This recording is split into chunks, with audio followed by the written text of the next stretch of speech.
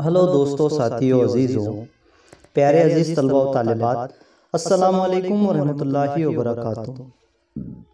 आपको अच्छी तरह मालूम है कि हमारी ज़ुबान एक अहम खुसूसियत, ये हमारी ज़ुबान की एक अहम खुसूसियत ये है कि वो दीगर ज़ुबानों के अल्फाज को बड़ी आसानी से कबूल कर लेती है।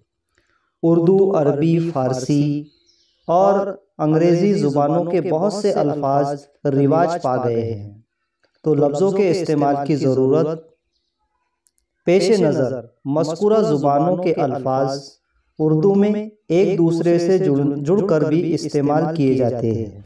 तो इस तरह अल्फाज साजी से ज़ुबान के ज़ख़ीरे अल्फाज में खूब इजाफ़ा हुआ है, जिसकी मिसालें ज़ैल में दी जा रही हैं। अब इसकी चंद मिसालों में सबसे पहले हमारे पास में हिंदी के अल्फाज। जी हाँ, ऐसे ही दो हिंदी के अल्फाज है कि हम खुद इस्तेमाल करते हैं अपनी ज़िंदगी में। तो हिंदी और हिंदी, हिंदी प्लस हिंदी, तो ये सबसे पहले हमको देखना है हिंदी प्लस हिंदी। तो इन लफ्ज़ों को पढ़कर उनकी बनावट पर गौर कीजिए। तो सबसे पहले गाइस हमारे पास में है आप बीती। ये हिंदी और हिंदी के दोनों भी हिंदी के लफ्ज़ हैं। आग बगोला, ये भी हिंदी के लफ्ज़ है। टिड्डी दल, ये भी हिंदी के लफ्ज़ है। बाग दौड़, ये भी हिंदी के लफ्ज़ है। जल तरंग, ये भी हिंदी का लफ्ज़ है। नेक दिन, चांद गहन, चिड़िया घर, दिया सिलाई, बैल गाड़ी वगैरह वगैरह। तो ये लफ्ज़ी मुरक्कबात हिंदी के दो इसमों को मिलाकर बनाए गए हैं। हिंदी के दो इसमों को मिलाकर बनाए गए हैं। हमको देखना है फ़ारसी से फ़ारसी के अल्फाज।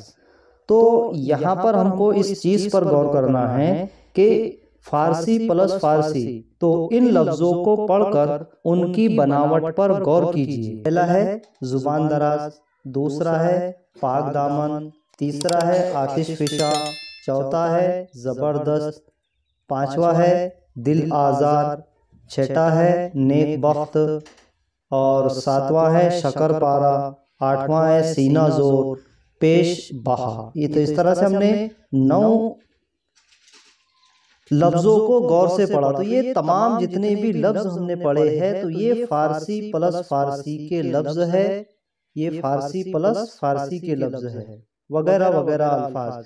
तो ये लफ्ज़ी मुरक्कबात फ़ारसी के दो इसमों को मिलाकर बनाए गए हैं। अरबी प्लस अरबी, जी हाँ, तो इन लफ्ज़ों को गौर से पढ़कर उनकी बनावट पर गौर कीजिए। तो पहला है हमारे पास में बकर ईद, जामा मस्जिद, हाजिर जवाब, आली शान, सदरे मुकाम, साहबे कमाल, खैर मुकद्दम, तकिया कलाम, वादा खिलाफ, वगैरह वगैरह अल्फाज। तो ये लफ्ज़ी मुरक्कबात ये अरबी के दो इसमों को मिलाकर बनाए गए हैं। तो ये हमने देखे अभी अरबी प्लस अरबी के अल्फाज, यानी कि ऐसे दो अल्फाज जो हम बोलचाल की जिंदगी में इस्तेमाल करते हैं, जैसे बकर ईद, जामा मस्जिद, ये जो है अरबी के लफ्ज हैं।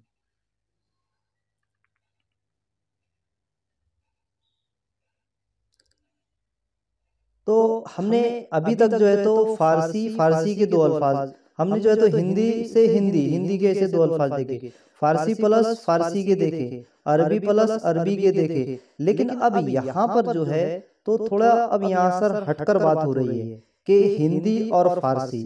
जी हाँ, हम अपने रोजमर्रा की जिंदगी में ऐसे अल्फाज इस्तेमाल करते हैं कि जो दो लफ्जों को मिलाकर एक लफ्ज बना गया है, हिंदी प्लस फारसी, दो लफ्जों को मिलाकर हम जो है तो बोलते हैं। तो हिंदी प्लस फारसी, इन लफ्जों को पढ़कर उनकी बनावट पर गौर कीजिए। तो सबसे पहले देखिए कि नेक चलन, गुलाब गुलाम, गुलाब जामन, घोड़े सवार, तार घर, चोर दरवाजा, घर दामाद और मुंह जोर।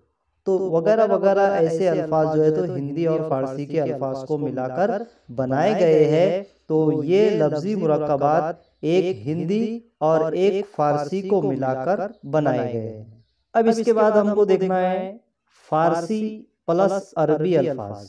फारसी और अरबी के अल्फाज कैसे है, तो इन लफ्जों को पढ़कर उनकी बनावट पर गौर कीजिए। जी हाँ, तो जिस तरह से आतिश मिजाज, हराम मगज, सफर खर्च, दस्तखत, शीश महल, गांव तकिया, नाजुक ख्याल, वाली खानदान, तेज मिजाज, तो ये जितने भी अल्फाज है तो ये लफ्जी मुरक्कबात फारसी और अरबी लफ्ज़ों को मिलाकर बनाए गए में अंग्रेज़ी और हिंदी के अल्फाज। तो आप इन लफ्ज़ों को पढ़कर उनकी बनावट पर गौर कीजिए। जिस तरह से पहला हमारे पास में है रेलगाड़ी, जेल खाना, टिकट घर, नंबरदार, फिल्म अदाकार, कोर्ट कचेरी, नोटबंदी। तो ये अंग्रेजी और हिंदी के दो लफ्ज़ों को मिलाकर एक लफ्ज़ तैयार हुआ है। तो ये लफ्ज़ी मुरक्कबात अंग्रेजी और हिंदी लफ्ज़ों को मिलाकर बनाए गए हैं।